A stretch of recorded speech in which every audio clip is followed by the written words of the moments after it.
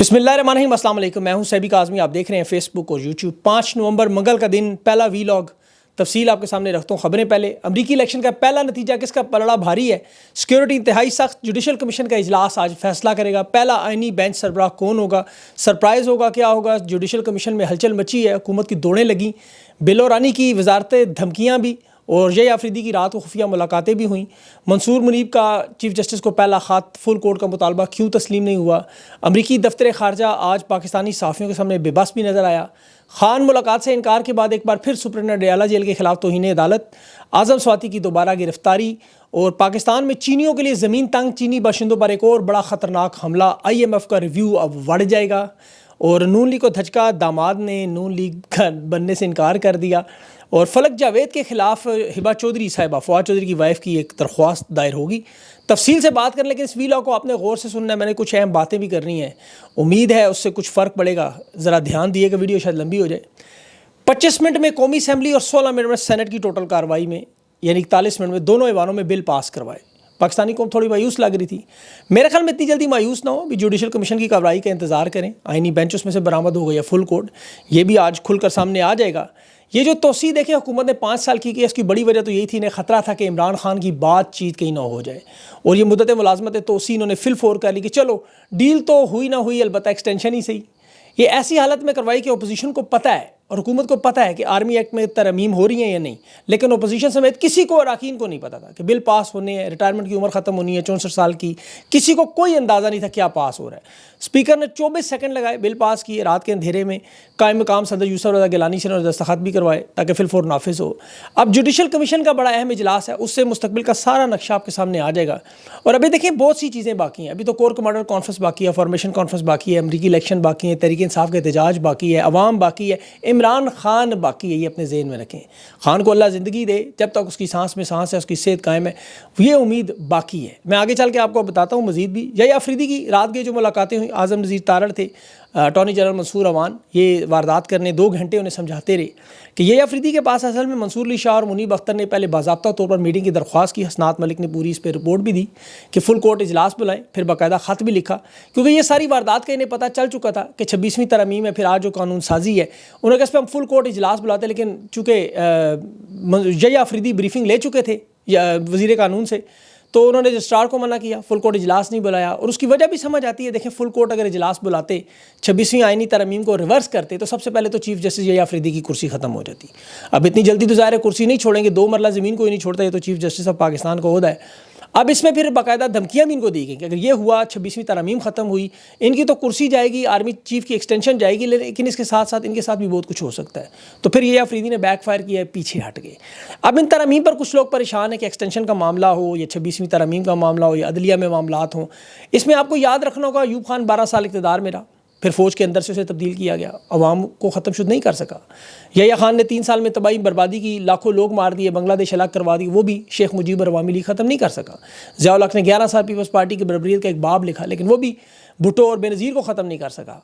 ये अपने लगाए हुए पौधे थे। हालांकि उसके मुशर्रफ 8 साल इक़्तिदार रहा, चीफ एग्जीक्यूटिव रहा, आमिर रहा, सदर रहा, नवाज शरीफ हालांकि डील करके भाग भी गया, अवाम भी साथ नहीं थी, फिर भी जमहूरियत को ख़त्म शुद्ध नहीं कर सका। तो इमरान खान तो आपको पता है अभी भी कायम है, कौम उसके साथ है। तो इंशाल्लाह ये सब ख़त्म शुदा होंगे। पाकिस्तान इंशाल्लाह इसी तरह रहेगा, अवाम भी खड़ी होगी। तारीख उठा के देखा करें, 23 वज़ीर-ए-आज़म में कभी किसी ने वक्त पूरा नहीं किया, तो शहबाज शरीफ भी अपना वक्त पूरा नहीं करेगा। और 6 मरतबा इस्तीफ़े भी लिए गए हैं, ये भी याद रखें। अंदरूनी दबाव में बहाने चाहे कुछ भी हो, अयूब खान हो, परवेज़ मुशर्रफ हो, असलम बेग हो, वहीद काकोड़, ये सारे लोग इस्तीफ़े बहुत सारे दे के जाते रहे। और जना दे फिर ज़िया-उल हक़ का मामला भी आपके सामने है। अभी कोर कमांडर कॉन्फ्रेंस भी होनी है, फॉर्मेशन कॉन्फ्रेंस भी होनी है, सारे मामलात भी आने हैं। और देखें, जो अपनी कुर्सी को जितना मर्जी कहे मजबूत है मेरी, जुल्फ़िकार अली भुट्टो भी यही कहता रहा, नवाज शरीफ भी 2 तिहाई अक्सरियत लेके आता रहा, अयूब खान ने भी यही कहा, जनरल मुशर्रफ भी मुक्के लहराता रहा, जनरल ज़िया-उल हक़ भी आपको पता क्या क्या करता रहा। लेकिन हुआ क्या?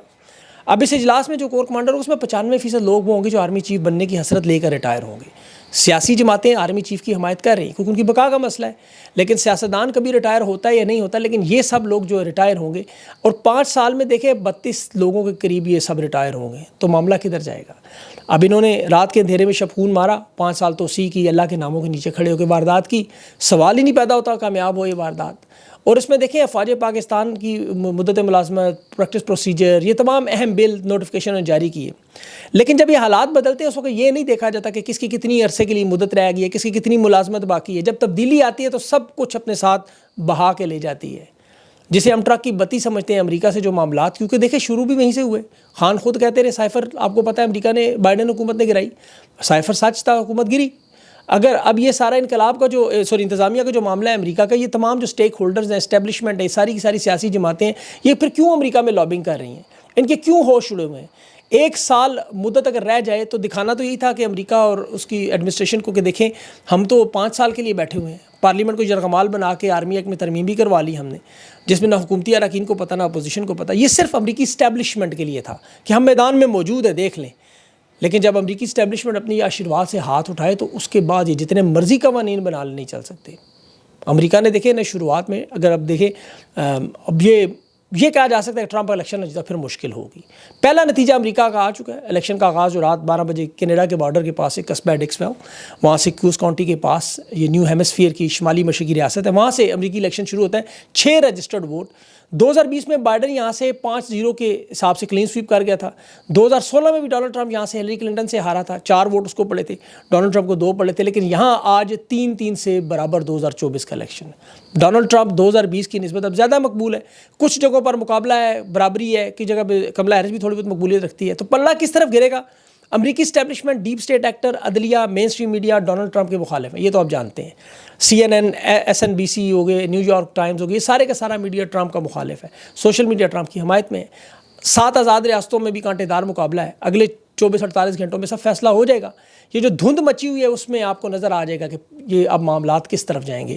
پاکستان کے تو اس وقت دیکھیں چین کے ساتھ بہت بڑا پھڈا جو پڑ گیا، یہ بھی بہت بڑا مسئلہ ہے، کیونکہ IMF کے ریویو میں چین نے مدد کرنی ہے، وہ اب کدھر جائیں گے؟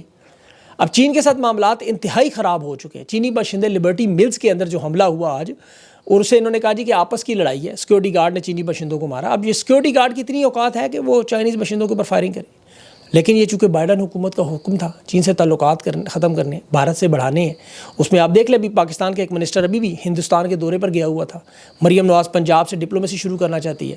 تو چین سے دوری کا یہ معاملہ تھا، یہ رجیم چینج پلان کا اس کا حصہ تھا بائیڈن حکومت کا۔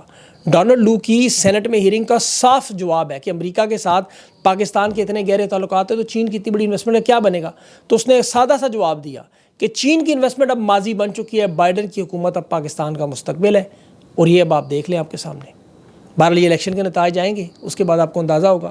چین کے ساتھ پاکستان کے تعلقات اب واقعی ختم شد نظر آ رہے ہیں۔ میڈیا تو آپ کو اینکر وہی آپ کو پتہ ہے کہانیاں سنا رہے ہیں جو واٹس ایپ پہ انہیں پیغامات آتے ہیں، جو حکم آتا ہے وہ منوان، جیسے ہنا پرویز بٹ، غریدہ فاروقی نے کل خان کے ختم شد پیغام سے آپ کو اس میسیج سے اندازہ ہو گیا ہوگا، ایک لفظ بھی نہیں بدلتے۔ لیکن چین کے ساتھ یہ واردات سیکورٹی گارڈ کے اوپر ڈالنا، اب چین کے لوگ اتنے پاگل تو نہیں ہیں کہ وہ اتنی چھوٹی سی بات نہ سمجھیں کہ سیکورٹی گارڈ کے ساتھ اگر مسئلہ تھا تو پھر وہاں پہ رینجرز اور فوج اس مل میں لبرٹی میں کیا کر رہی تھی۔ بہرحال یہ معاملہ ان کے لیے بڑا خطرناک ہو جائے گا، چاہے رزلٹ نتیجہ آج کوئی بھی آئے۔ اب تحریک انصاف کے لوگوں میں دیکھیں ابھی نے گولیاں دی جا رہی ہیں، کمیٹیاں بھی دی جا رہی ہیں۔ صاحبزادہ حامد رضا کو قائمہ کمیٹی انسانی حقوق دی گئی، چیئرمین بنایا گیا۔ مذہبی امور کے چیئرمین کے طور پر عامر ڈوگر کو چیئرمین بنا دیا گیا۔ مزید عہدے بھی بانٹے جائیں گے تاکہ یہ لوگ کسی صورت میں احتجاج کی طرف نہ جائیں، خان کو بھول جائے۔ لیکن پاکستان کی عوام، خان آپ کو پتہ ہے اس کے ساتھ ہے۔ انشاءاللہ 9 نومبر کو تحریک انصاف مجبور ہو کے عوام کے ساتھ مل کر یہ معاملہ جوڑے، اور میں امریکی الیکشن سے اس لیے جوڑتا ہوں، دیکھیں تحریک انصاف کی پالیسی آپ دیکھیں، اس میں آپ کو ایگریشن نظر آئے گی، اور یہ معاملات جو لوگ سمجھ رہے ہیں خان اس سے کمزور ہو رہا ہے یا شکست ہو رہی ہے، یہ غلط ہے بالکل۔ خان جیل میں بیٹھا واقعی طاقتور، اس کو آپ مانیں، ورنہ آئین نہ بدلنا پڑتا، فلور کراسنگ 63A نہ بدلنی پڑتی، پریکٹس پروسیجر نہ بدلنا پڑتا، سپریم کورٹ میں 34 جج نہ لانے پڑتے، یہ لوگوں کو اٹھانا مارنا، ججز کے اختیارات، ایکسٹینشن، مدت ملازمت 1.5 سال پہلے ہی دیکھیں خان طاقت پورے کا پورا نظام واقعی اس کے گرد گھوم رہا ہے۔ ورنہ آپ خود سوچیں کہ یہ خوف اور ڈر نہ ہوتا تو 224 قومی اسمبلی کے 65 سینٹ کے 20 آپ اسٹیبلشمنٹ کے لوگ ڈال لیں، 48 میڈیا کے چینل، 150 اینکر، پروڈیوسر، کیمرہ مین سارے اکٹھے کریں، بیوروکریسی کو ڈالیں تو 1000 کے قریب یہ لوگ بنتے ہیں۔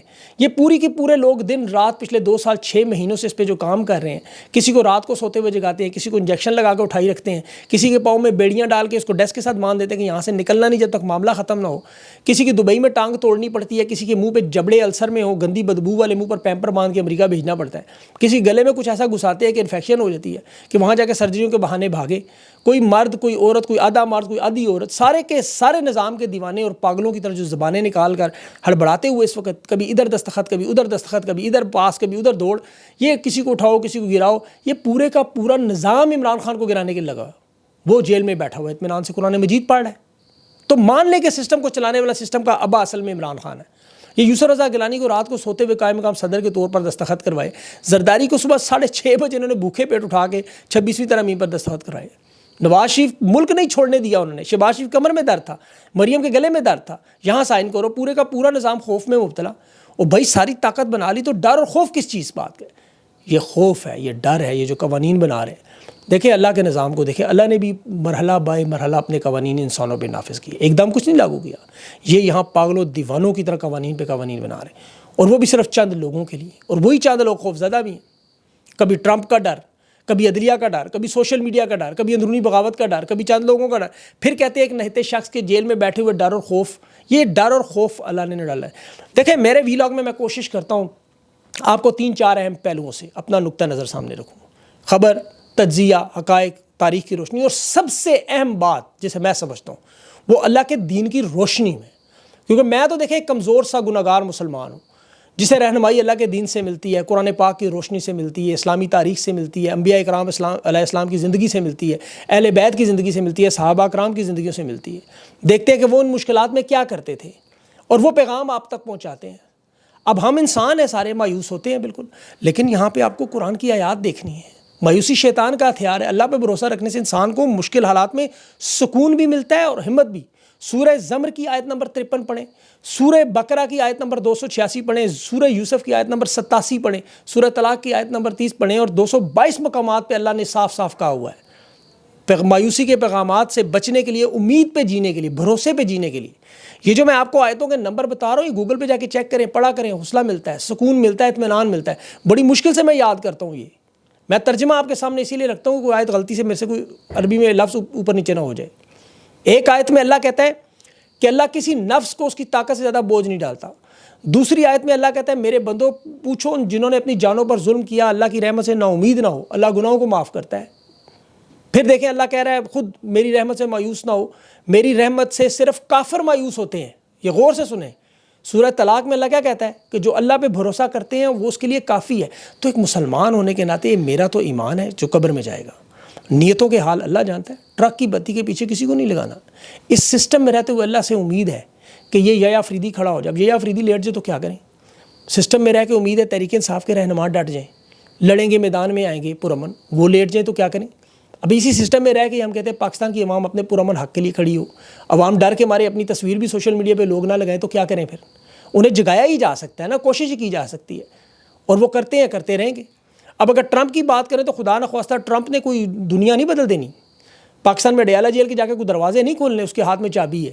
امید یہ کی جاتی ہے کہ اللہ کرے گا کہ ظلم اور بربریت اس کے وجہ سے رکے گی، غدر جو مچی ہوئی ہے حالات میں بہتری آئے گی. یہ اللہ کے کام ہے.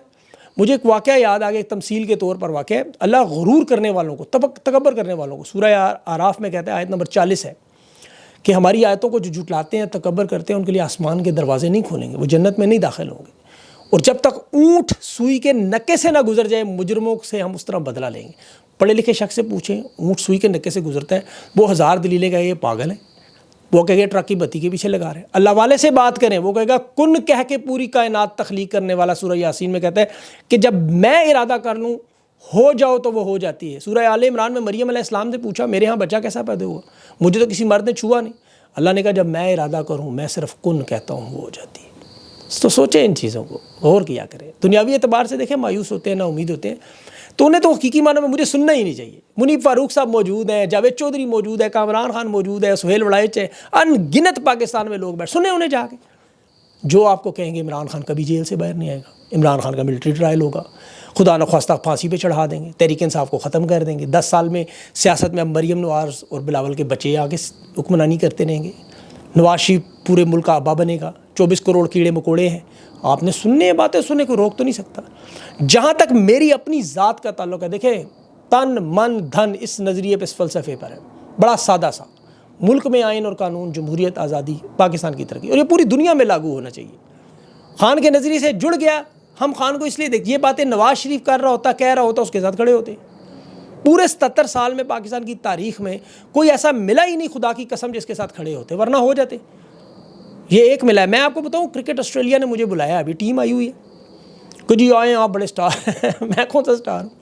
آپ فلاٹ ڈھمکائیں، آپ آئیں ملاقاتیں کریں، کوریج کریں. یہاں پاکستانی کمیونٹی ہے، انڈین کمیونٹی ہے، سری لنکن کمیونٹی ہے، ان کی خواتین کی کرکٹ کو پروموٹ کریں، ہماری مدد کریں، پیسے کمائیں، ہمارے ساتھ کام کریں جیسے باقی ساری دنیا کے لوگ کریں. دفع کریں کہ ان چکروں میں پڑے ہوئے. خان تو جیل میں بیٹھا رہنے دیں اس کو، سیاسی معاملہ ہے، لوگوں کو مار پڑ رہی ہے، پڑھنے دیں. آئین قانون جمہوریت کی دھجیاں اڑتی ہیں، آپ کو کیا تکلیف ہے؟ آپ مامے ہیں. یہ چند کلومیٹر پر کرکٹ کا میچ ہو رہے ہیں، ہمیں پتہ ہی نہیں کرکٹ ہو رہی ہے.